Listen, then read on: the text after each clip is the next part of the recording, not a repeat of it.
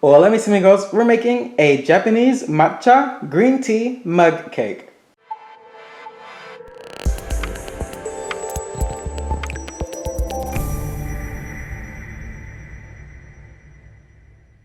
Hello everybody and welcome to episode 1 of season 4 of Cookin Amigo, and I'm very excited about today's episode because anyone who knows me knows that I love Japanese green tea. I actually used to hold the Japanese tea ceremony at my university for my Japanese club. So with that being said, I'm very picky about my matcha.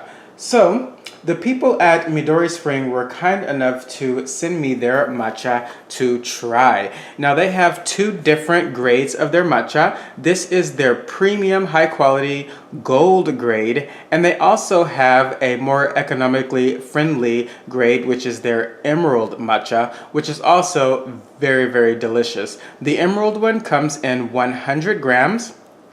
And the gold one comes in 30 grams, which is the one that I have here. So you do get more bang for your buck with their emerald one since it is 100 grams, but this one is their higher quality one.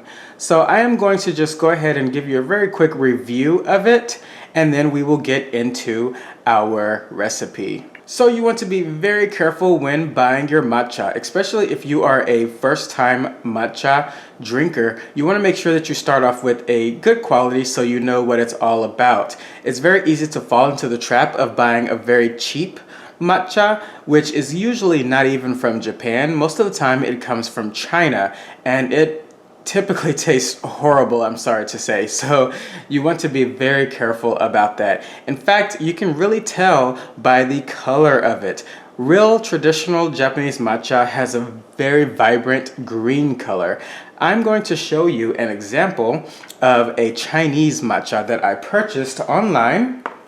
When I was shopping for it online, I was actually looking for authentic Japanese green tea, and they marketed it as Japanese, but it ended up being Chinese instead, and this is what I got. So if you look here, you can see, I don't know if you can really see that, but it is a very muddy green color, and the taste is extremely bitter. It has an earthy taste. It sort of tastes like matcha mixed with dirt or something, so you want to be very careful when getting that.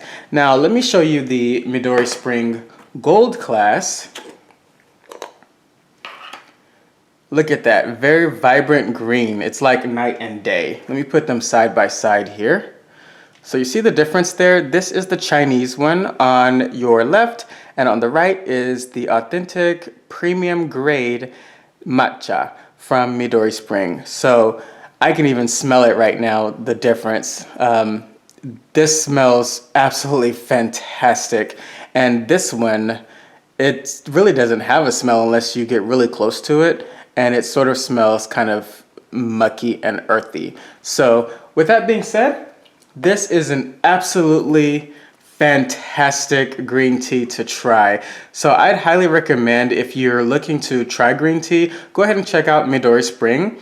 I will have a link in the description box below to access it, and you might even want to start off with the emerald grade because the emerald grade is just as good. So you can get 100 grams of the emerald grade, check it out, and if you like it, then go ahead and check out their gold one and you will be blown away. So without further ado, let's go ahead and get into our recipe.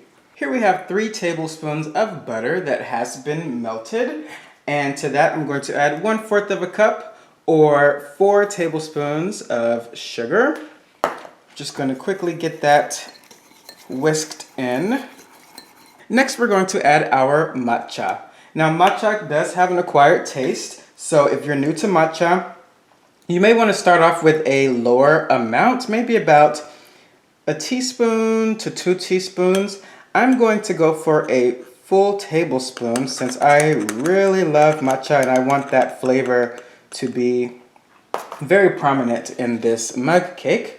So here's my 1 tablespoon, and I am going to put it through a sieve.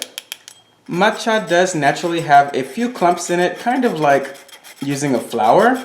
So you do want to run it through a sieve. And just remember, a little bit does go a long way with your matcha. especially since matcha does tend to be pretty expensive, so you don't want to use too much. So it is kind of killing me to use a full tablespoon, but I know that this is going to be great once it's finished. So let's go ahead and get that whisked in with our butter and sugar. Next, we are going to add 1 egg that I have beaten, a dash of vanilla extract. I would say maybe 1/4 or 1/8 of a teaspoon. Remember, you don't need much because this is a small scale recipe. 3 tablespoons of milk. And you wouldn't believe it with all of the cheesy dishes that I make, but I'm actually somewhat lactose intolerant. So I am using coconut milk instead of dairy milk, but you can use whatever you like. And finally, we're going to add 1/4 of a cup or 4 tablespoons of all-purpose flour. And this does look a little low in the cup, but don't worry, this is going to rise up and become a very delicious cake for us. At this point, you could also optionally add in some chocolate chips if you like, or even some white chocolate chips. That would be very great here to contrast with the matcha flavor. Now into the microwave we go. Now the cook time does depend on the wattage of your microwave.